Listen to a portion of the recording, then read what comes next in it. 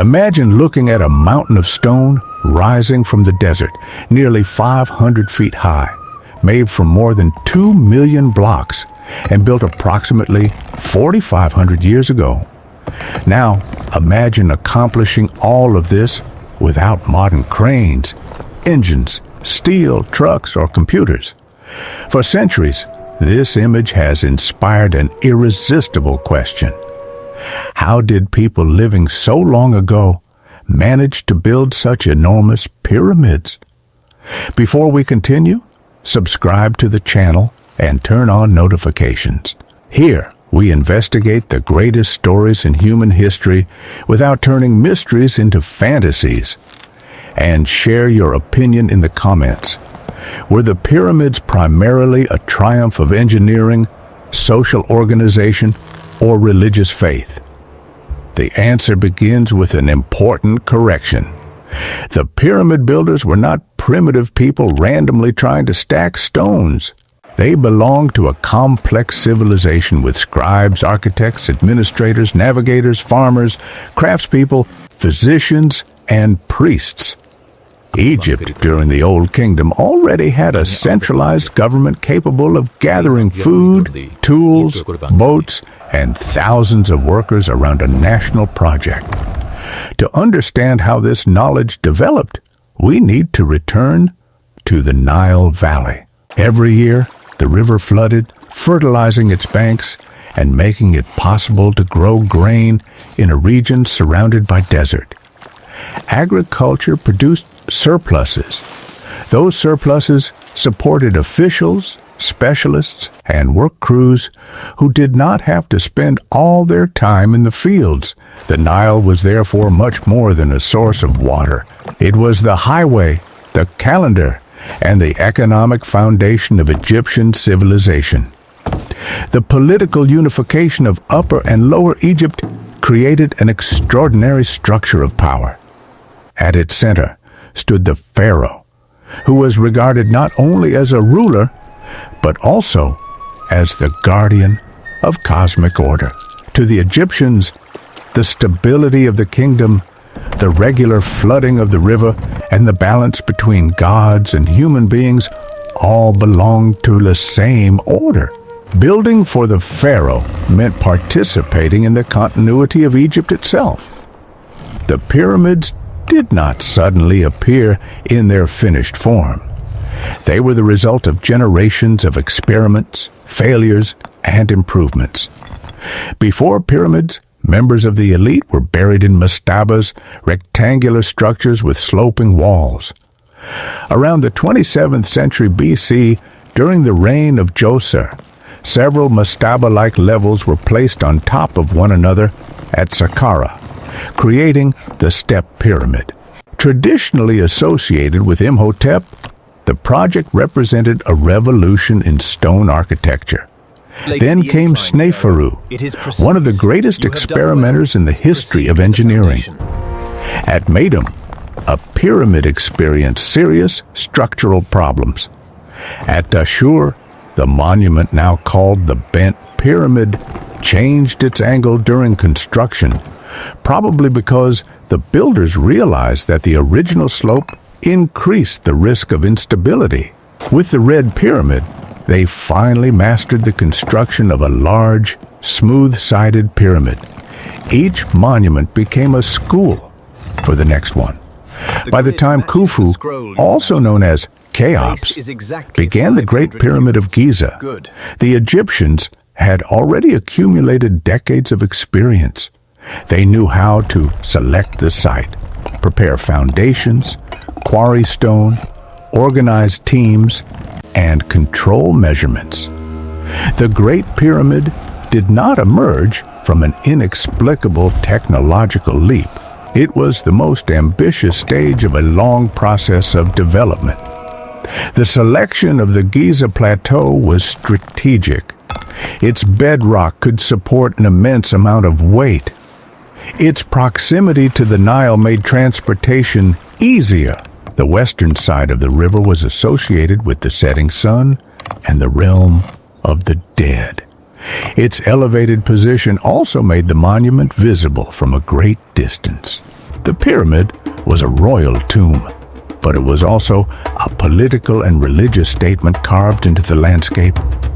The first challenge was creating an almost perfectly level foundation. Without electronic instruments, the Egyptians could use repeated observations, squares, stretched cords, plumb lines, and water-filled channels or trenches to establish horizontal reference points. The Great Pyramid's alignment with the cardinal directions is remarkably accurate.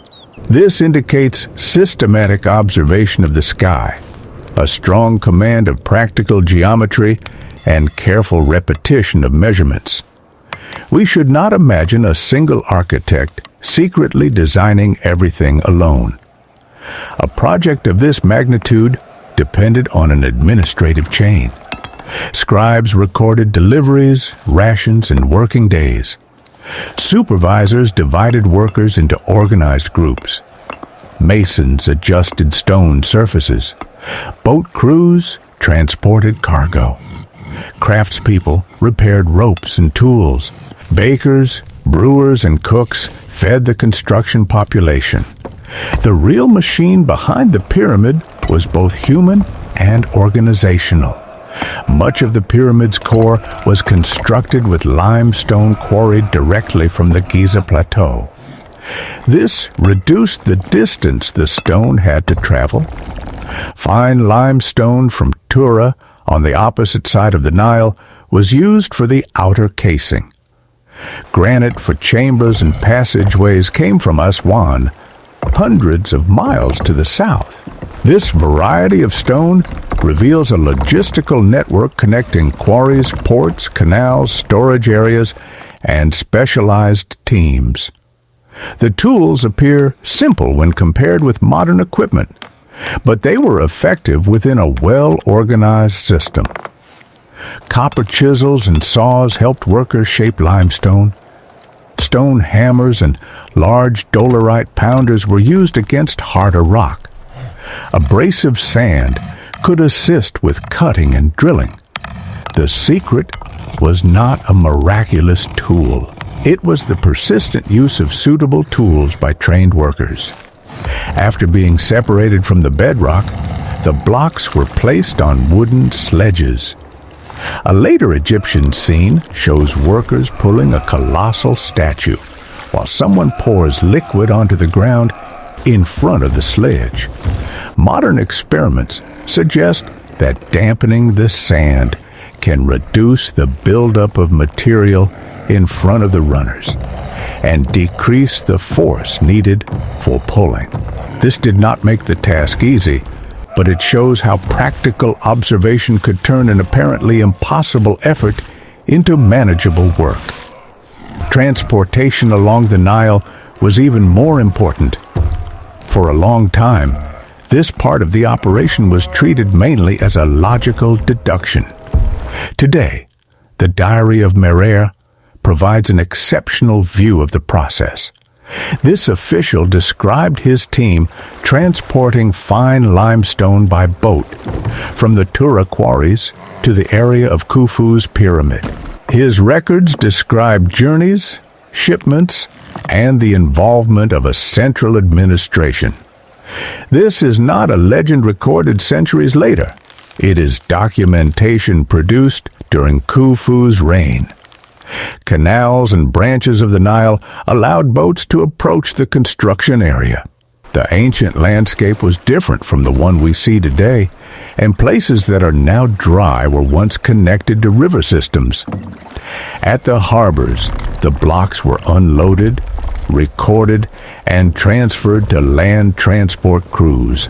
This integration between water and land dramatically reduced the human effort required to move heavy materials.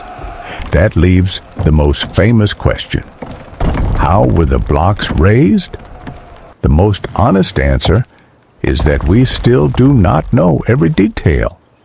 Most archaeologists consider some type of ramp system essential, but several different configurations have been proposed. A very long straight ramp would have required an enormous amount of material. zigzagging side ramps, ramps wrapping around parts of the structure, or combinations of ramps and levers may have been used during different stages. There was probably no single solution used from the first block to the last. At the lower levels, wider ramps could have supported a heavy flow of people and materials. As the pyramid grew, the logistics had to change. Smaller ramps, working platforms, sledges, ropes, and levers may have operated together. The construction was not a rigid experiment. Supervisors adjusted their methods according to the height, available space, and weight of each load. Inside the pyramid, narrow corridors lead to carefully planned spaces. The so-called King's Chamber contains a granite sarcophagus. Above it, compartments help redistribute the weight of the structure. Massive granite beams were installed in positions that required extremely difficult transportation and lifting operations. These features demonstrate that the builders were not merely stacking a large mass of stone. They were controlling pressure, pathways, and internal spaces.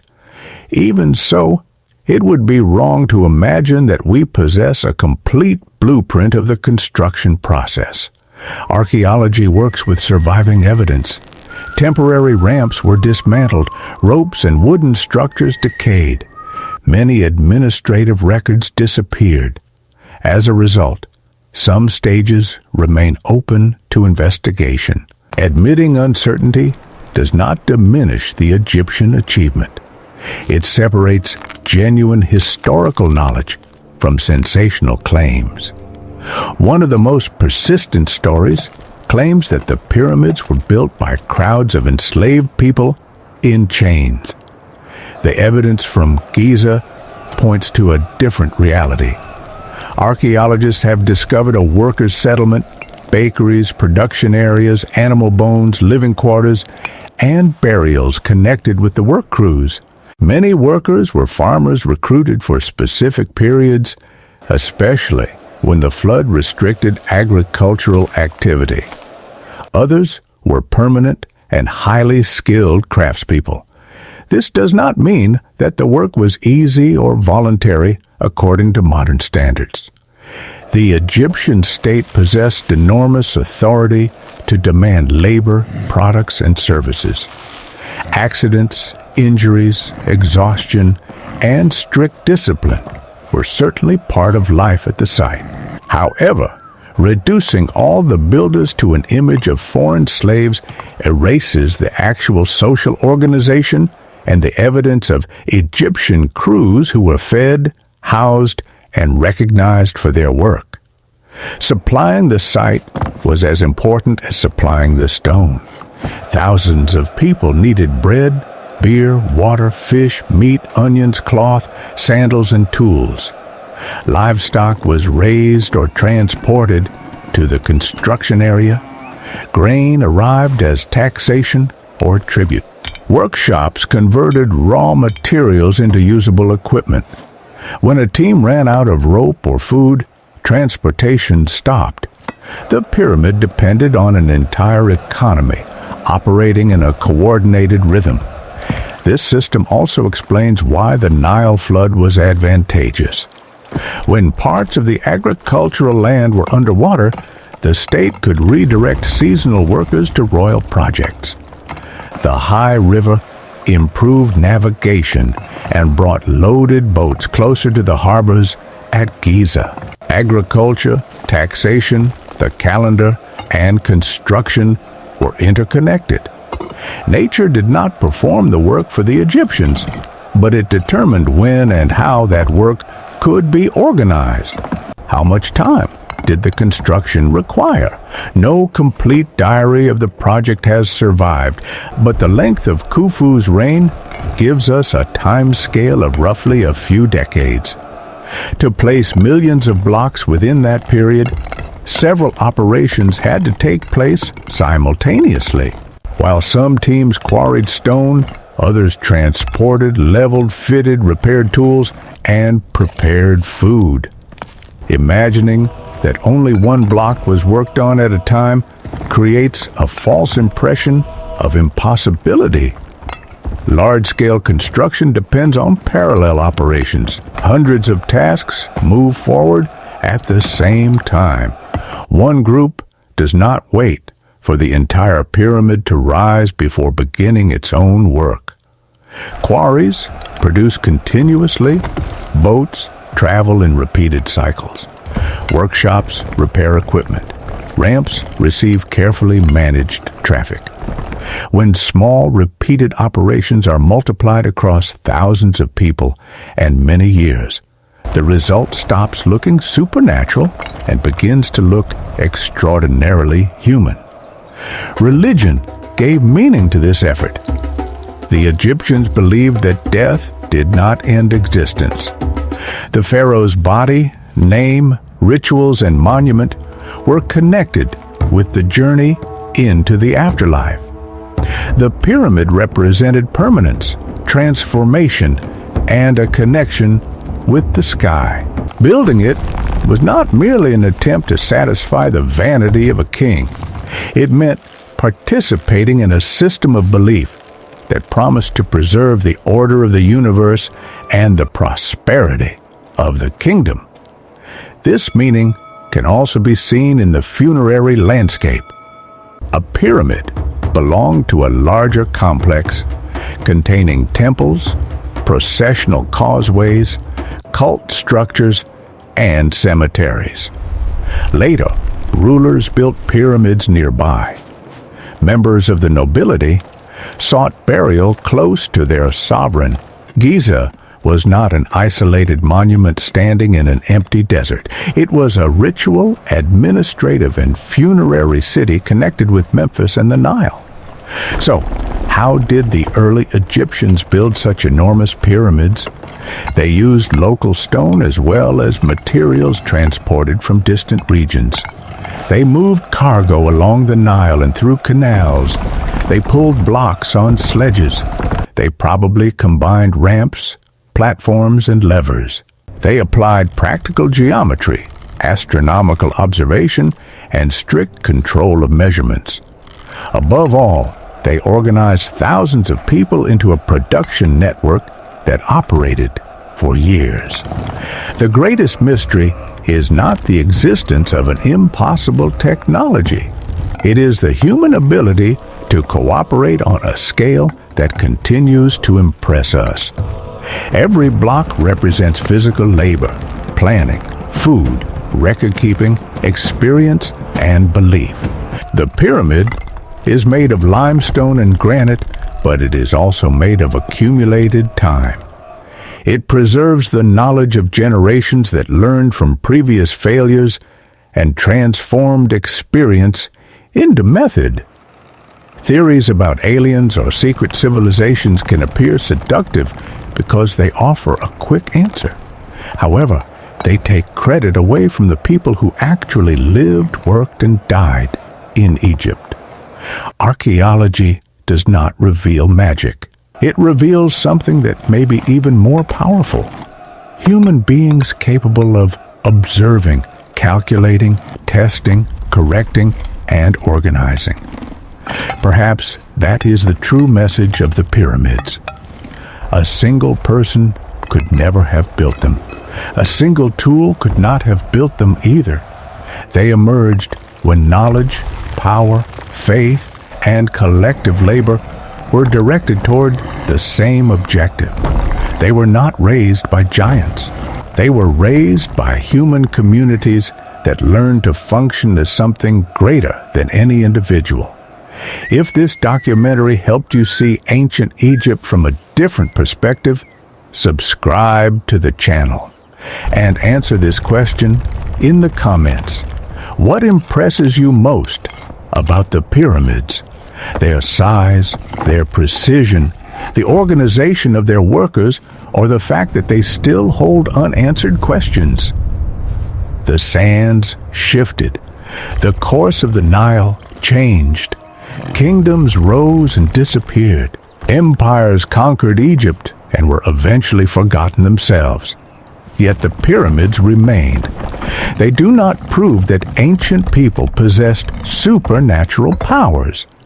They prove that intelligence, discipline, and cooperation can endure across thousands of years. In the end, the question is not simply how they lifted the stones.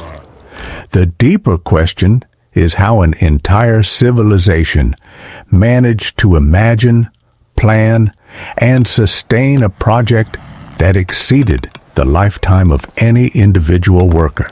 The answer can be found in the Nile, the fields, the boats, the quarries, the workshops, the records, and the faith of the people. The answer can be found in the history of Egyptian civilization itself.